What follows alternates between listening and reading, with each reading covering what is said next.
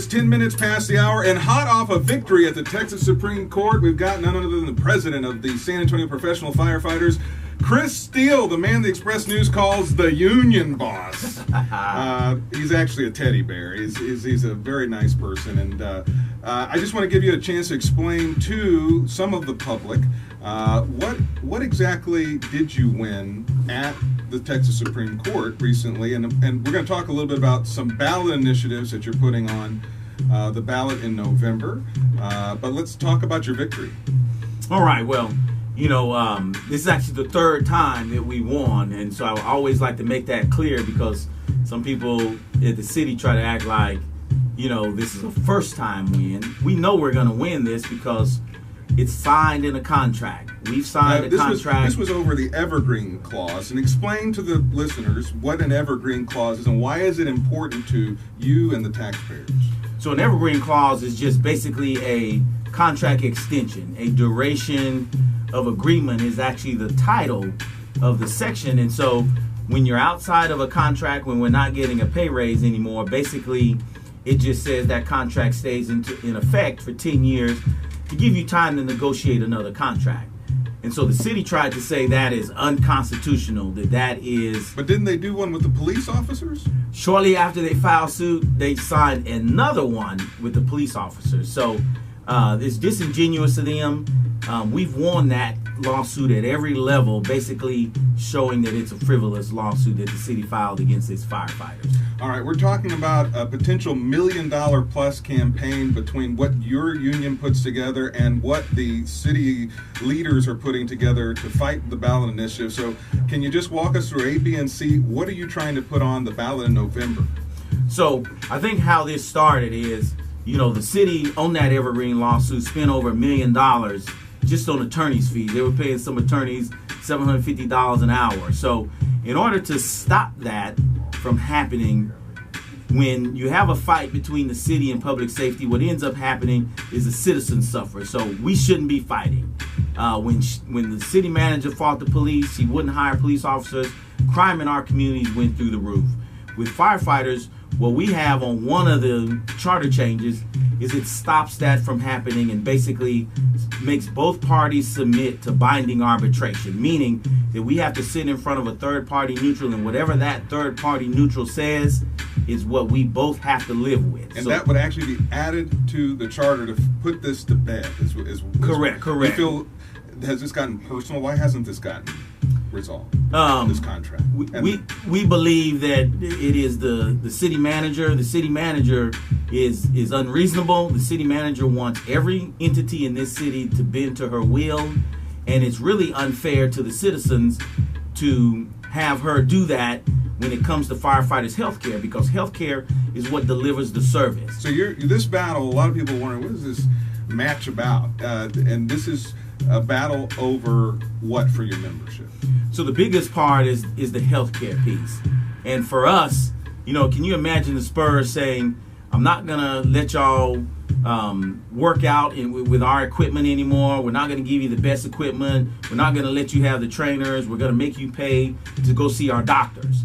Now the Spurs can't go and win that title. When you talk about healthcare and firefighters, that is what delivers the service to the citizens. The fire truck doesn't move by itself. The defibrillator doesn't read itself. We can't push the drugs. We can't do the things that we do unless you have a firefighter who is in 100% mental, emotional, and physical tip-top shape, in the best health. All right, so let's get down to dollars and cents then about what exactly you have proposed today from the city and what you all are proposing in terms of health care benefits, because I don't think a lot of people quite understand. What we've heard in the Express News is that the benefit cost is going to take up 2/3 of the budget, but what do you say? So all of that is untruths, and that's why we know getting in front of a third party to hear the facts is going to be the best for this situation. What we have proposed is the city will cut us one check every year per firefighter, and then the firefighters will kick in whatever other costs that are required for that health care to manage that health care in that 1 year. So it's about meeting a number. So the city says the number will be what on health care, and you say it'll be what?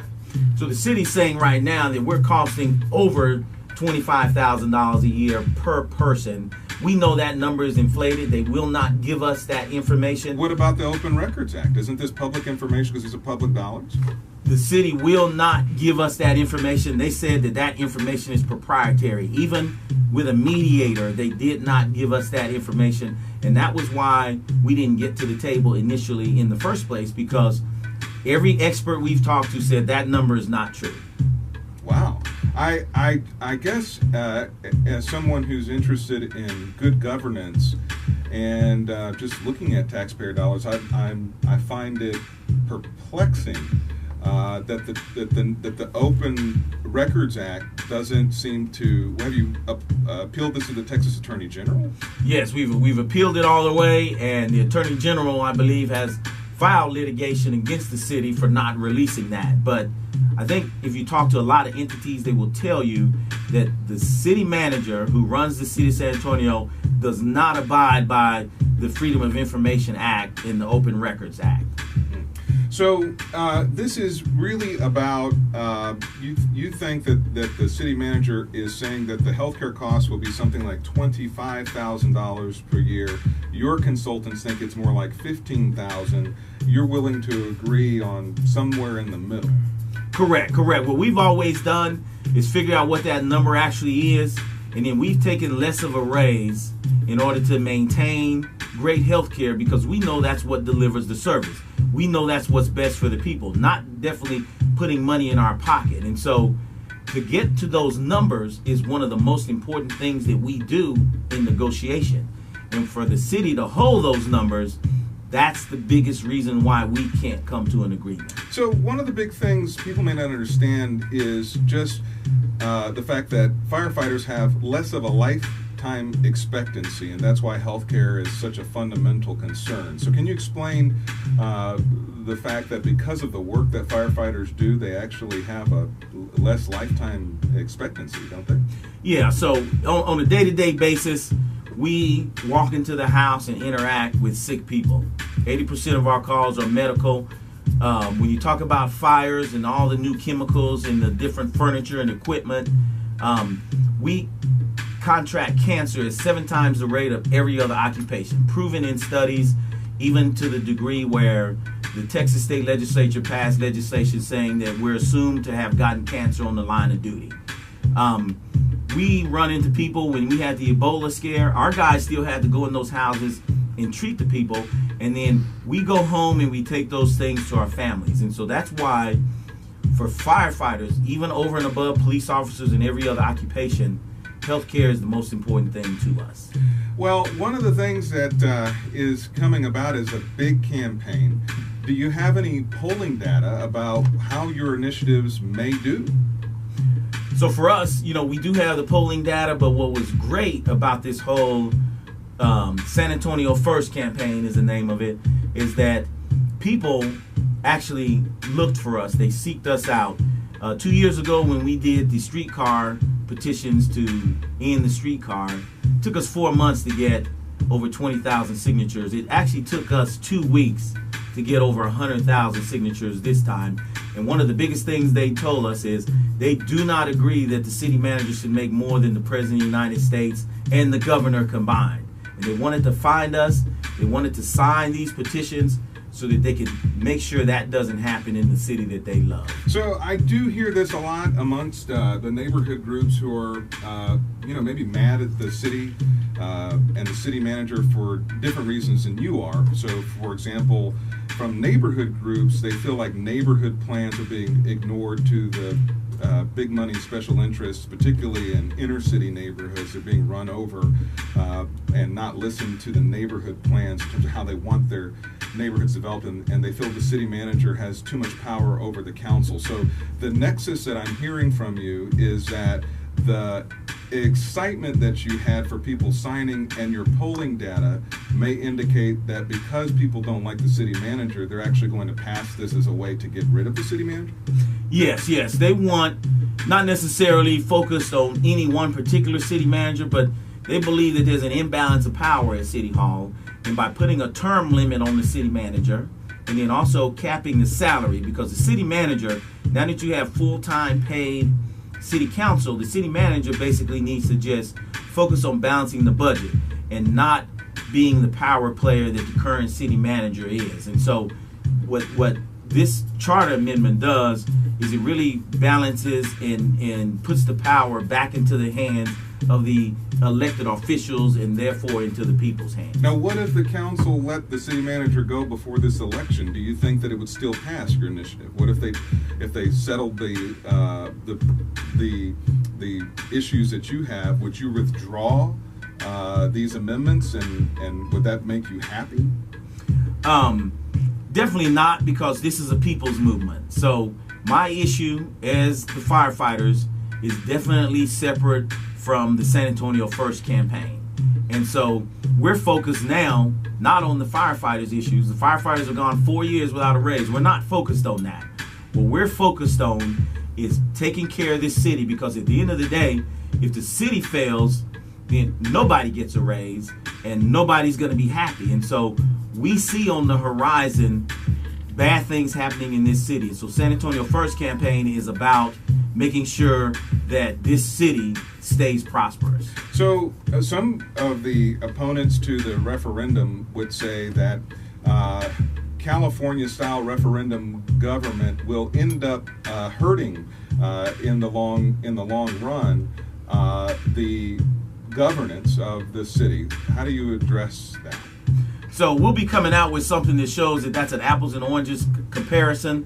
The first thing, is you can't just say California is not doing something, because you got to actually look at each individual situation. But I think at the end of the day, what it boils down to is we're saying let the people decide. The people decide what happens. And sometimes if the people get it wrong, we're okay with that, because the politicians always get it wrong. And so let the people make the decisions when things are occurring in this city. Can't be a bad thing. That's what the United States is about. That's what democracy is about. So let's just make sure we've got all the ballot initiatives. Okay, so one of the initiatives is to lower the pay of the city manager to no more than, is it 10 times? 10 times the lowest paid city employee. Okay, so the city employees, I think, as a 1375 or something, 1425. About $29,000 a year, we've been told. Okay. So she would make no more than about $300,000 a year, which is Still probably about salary. half. Still a good salary. Still a great salary. A 4-star general in the United States Army, chairman of the Joint Chiefs of Staff, is $189,000 a year. And we're Military City, USA, so we believe that it's a fair deal. Okay. Second amendment is that 8 years is the maximum that a city manager could serve. So all of these are still contained in the first one. Okay. Because it's under the city manager section. Okay. So the second part of that is an 8-year term limit, which is what the President of the United States has, and all our city council and mayor, they have 8 years. And anything else in that first one? That the contract that the city manager gets has to be approved by 2/3 of the city council. So instead of having 6 people, it has to be 9 people now. Okay. And then what are the other two? The second amendment is the binding arbitration. Basically saying that if there's a dispute between public safety and the city, we both have to submit to a third party neutral who will decide that dispute, and it's binding. No appeals, no waste of money, no paying $750 an hour to a lawyer and losing 3 years later at the Texas Supreme Court. And the final amendment is about what? It's about the referendum. It's creating, what we're doing is we're bringing the level of signatures required to change a city ordinance back to the state requirement. The state requirement is 20,000 signatures. The city council at some point years ago didn't want the citizens to have a voice, so they changed it and made it too onerous. It's too burdensome. 75,000 plus, and you got 40 days to do it. All we're saying is let the citizens be able to challenge. If they don't want you to spend $13,000 on curtains, give the city manager a $75,000 bonus, or increase their SARS rate, they should be able to go out according to the state requirement in the Texas Constitution and go back to 20,000 in 6 months. Okay. So some people might ask, why could the Police Officers Association get an agreement, but the firefighters couldn't? So the answer to that is, again, the healthcare piece. The priority for the police officers is probably not health care, but the priority for the firefighters is health care, and that's really what this whole thing is about. And again, we don't understand how you have your boss, the city, come in and say, we want to make health care more difficult for you, when that's what we know delivers the service and allows us to put the fires out. It allows us to respond to the calls. The health piece is the most important piece for us. And so as firefighters, we have always put the community first, and we're not going to give up something that we know has a direct impact on the citizens. You know, one of the things that could come about as a result, if the salary of the city manager is lowered, we may go to a strong mayor form of government. We might need to increase the amount of wages to attract the top talent in the city in order to be a council person, because I would say respectfully that managing several $1 billion and having 80-hour weeks and a lot of stress and a lot of backstabbing and all that kind of thing probably is a little low where we're at in comparison to other big cities. What do you think about that if you get your way on the city manager side and having them limited, that there would need to be more direction from the council in terms of the decisions of the city? Correct. We looked at that when we started these charter amendments. You know, we've had meetings for over almost 2 years, and we've had the input from the community, and going to a mayor and more pay for council is something that we know needs to be looked at. And so we have committed that after November 6th election, once these charter amendments pass, we're going to be looking at more charter amendments in 2 years. And that should be part of a bigger conversation of a bunch of people on how we address that piece, and we know that it needs to be addressed. So reports are that $1 million may be raised in terms of this campaign. It's a big campaign that they're very afraid of, and rumor has it there may be over 70% of the folks who are in favor of your amendments. Any truth to that? Yeah, both of them are true, and you know, they can spend $20 million, but what has been proven is that the money doesn't really sway the people. The people that we know in the communities that firefighters deal with every day, we touch over 1 million people on our calls. And when we talk to them, they understand City Hall is corrupt. They understand that they're going to use the special interest and pay a bunch of money to try to change an outcome of something into their favor. But when these folks go in the ballot box, when they sign this petition, our citizens can read. And when they read, they understand that these issues are what's best for this community. And so they can spend $20 million, and we believe that these amendments are going to still pass because they're right for San Antonio. They put San Antonio first and not the politicians and the power brokers. So have the elected officials and the city staff, is this kind of, with that kind of polling data being as high as it is this do you believe this is of their own making, all of this anti-City Hall feeling? I mean, the polling data being so high. It is. If you look over the last year, you look at some of the issues that have occurred, and the citizens are definitely upset at City Hall. There's just so many things we can talk about. We'll talk about, you know, two of them is the SAWS rate increase, where the citizens reached out to their elected officials and said, don't increase my SAWS rate to the citizens, and they voted on their own. And then you talk about the last debacle, which is the city council voting in closed doors behind chambers in executive session. There is not open government. They do not listen to the people. And when you put that combination together, people understand that there's got to be something done to control the corrupt politicians at City Hall. So how are you going to win the campaign? For us, it's just a matter of continuing to talk to the people one-on-one, making sure that they understand that the other side is going to come and they're going to use scare tactics. And we're going to make sure that they understand they should not be scared. They should only be scared if they leave the current politicians and city manager in place. But otherwise, these charter amendments are going to be the first big step in a long line of things to make this city better. Well, that's an exclusive you're hearing here first from Chris Steele, the president of the San Antonio Professional Firefighters. You know, some people may need a little Jesus after hearing that conversation, so we're going to play a little Earth, Wind, and Fire and devotion for you on KROV. All right.